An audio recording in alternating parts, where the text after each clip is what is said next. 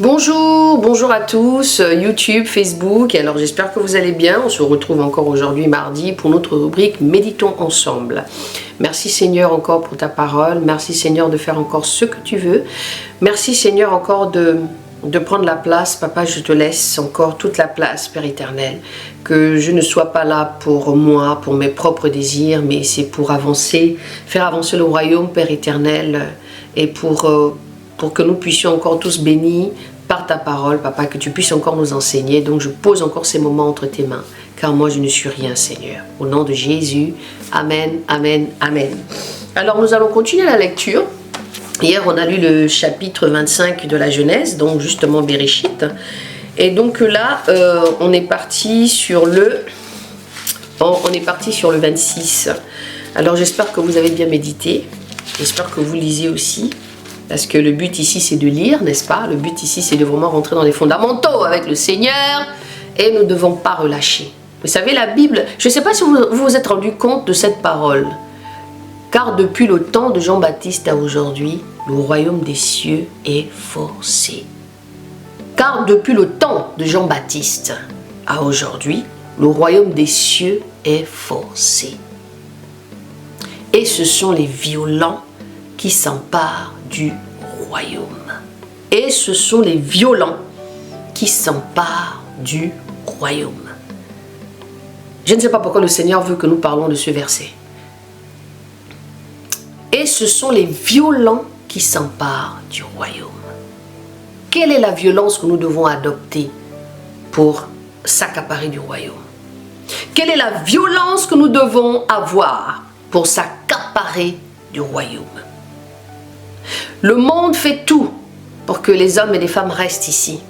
Mais quand toi, tu es illuminé par la parole de Dieu, quand l'Esprit de Dieu convainc au tien que tu es enfant de Dieu, c'est une bagarre perpétuelle. Une fois que tu as traversé l'autre côté pour être avec Yahweh, là commence ta vie. Parce que tu vas être combattu par l'ennemi. Il va combattre ton mariage. Il va combattre ta vie de tous les jours. Il va combattre tes enfants. Il va combattre ta vie de tous les jours, ton travail, tout.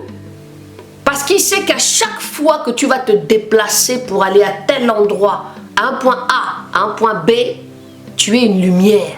Et comme tu es une lumière, il ne veut pas que cette lumière-là, tu puisses la toucher aux autres.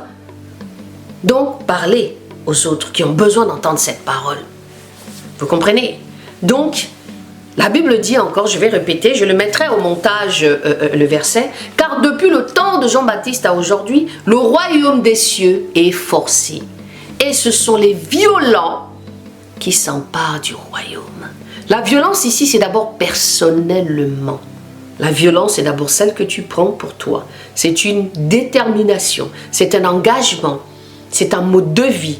C'est la manière comment tu te lèves et tu te dis, moi c'est Jésus. C'est comme quand tu te lèves, tu te dis, moi c'est le travail. Ou bien moi c'est la fille là, c'est elle que je veux. C'est pas une autre personne. Tu es dans une violence parce que tu es dans une détermination. Donc les actes que tu fais, la manière dont ta réflexion elle est partie, donne cette détermination que tu as à aller à ton objectif.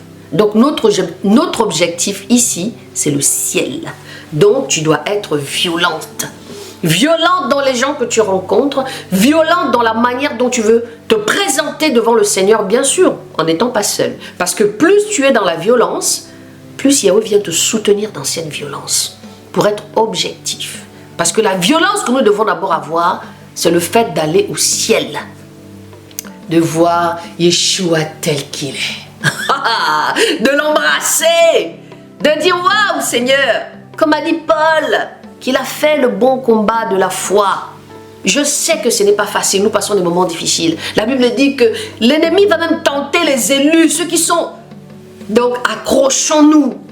Ne nous laissons pas abattre par les vents et marées, les tempêtes.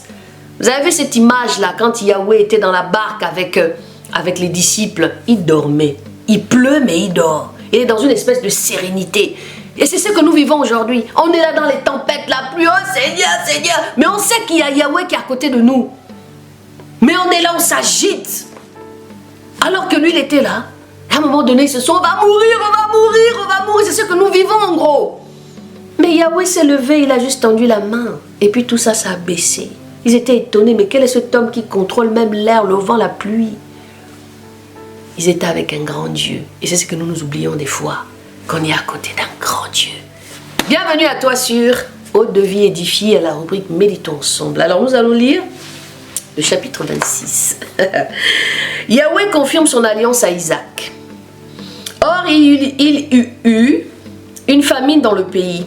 Outre la première famine qui eut lieu du temps d'Abraham et Isaac, effectivement, s'en alla vers Abimelech, roi des Philistins, à Guérar. Yahweh lui apparut et lui dit, ne descends pas en Égypte, demeure dans le pays que je te dirai.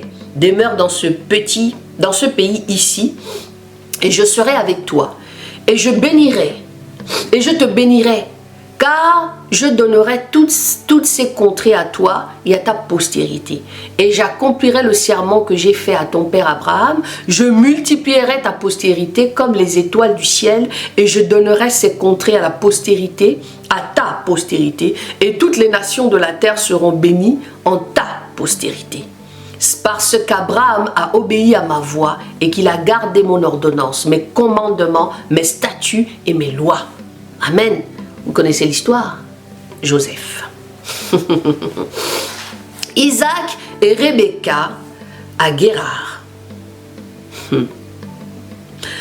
Isaac donc demeura à Guérar. Et quand les gens du lieu posaient des questions sur sa femme, et voilà, c'est l'histoire qui se répète, il disait c'est ma sœur, car il craignait de dire c'est ma femme. De peur, disait-il, que les habitants de lieu ne me tuent à cause de Rebecca, car elle était belle de figure comme son séjour se prolongeait. Il arriva qu'Abimelech, roi des Philistins, regardant par la fenêtre, vit Isaac qui plaisantait avec Rebecca, sa femme.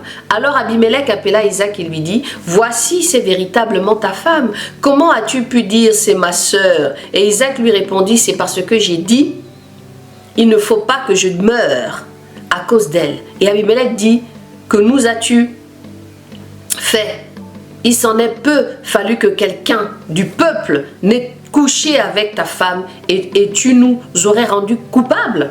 Abimelech donc fit une ordonnance à tout le peuple en disant, celui qui touchera à cet homme ou à sa femme, il mourra. Il mourra, Isaac sema dans cette terre-là et il recueillit cette année-là le centuple, car Yahweh le bénit.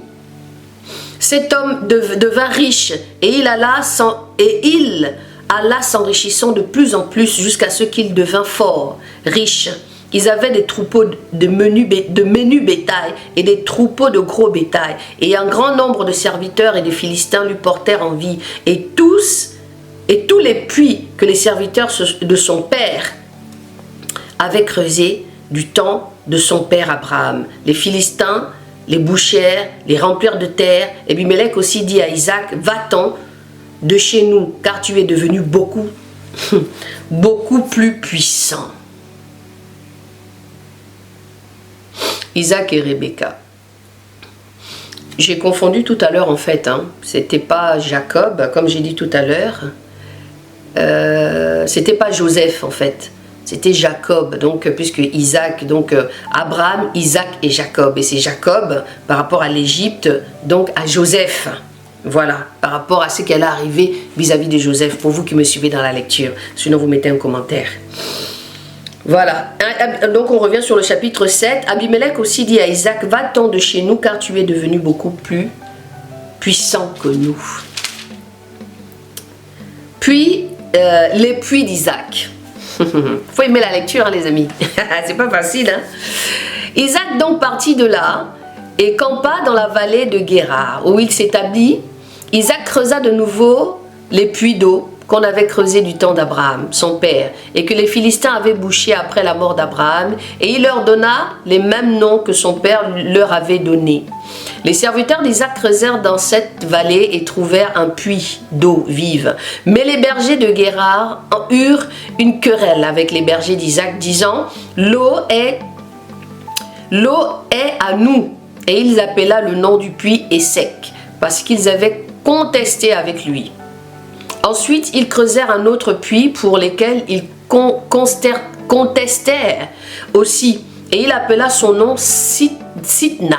Alors il se transporta de là et creusa un autre puits pour lesquels ils ne contestèrent point. Et il le nomma Rehoboth, en disant: c'est parce que Yahweh nous a maintenant mis au large et nous fructifierons dans le pays. Et de là, il remonta à Beersheba. Yahweh lui apparut cette nuit-là et lui dit: je suis le Dieu d'Abraham ton père, ne crains point, car je suis avec toi, je te bénirai et je multiplierai ta postérité à cause d'Abraham mon serviteur. Alors il bâtit là un autel et invoqua le nom de Yahweh et y dressa ses tentes. Et les serviteurs d'Isaac y creusèrent un puits. Amen.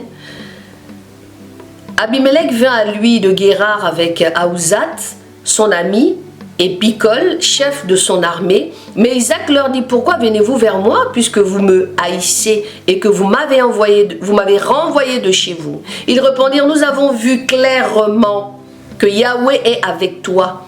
Et nous avons dit qu'il y ait maintenant un serment solennel entre nous, c'est-à-dire entre nous et toi, et traitons alliance avec toi. Jure que tu ne nous feras aucun mal, de même que nous ne t'avons point maltraité, que nous t'avons fait seulement du bien et que nous t'avons laissé partir en paix, toi qui es maintenant béni de Yahweh.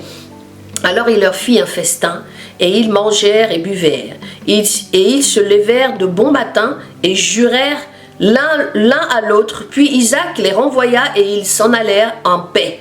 Ce même jour, les serviteurs d'Isaac vinrent lui parler, du puits qu'il avait creusé, et lui dirent: nous avons trouvé de l'eau. Et il l'appela Shiba. C'est pourquoi le nom de la ville a été Beersheba.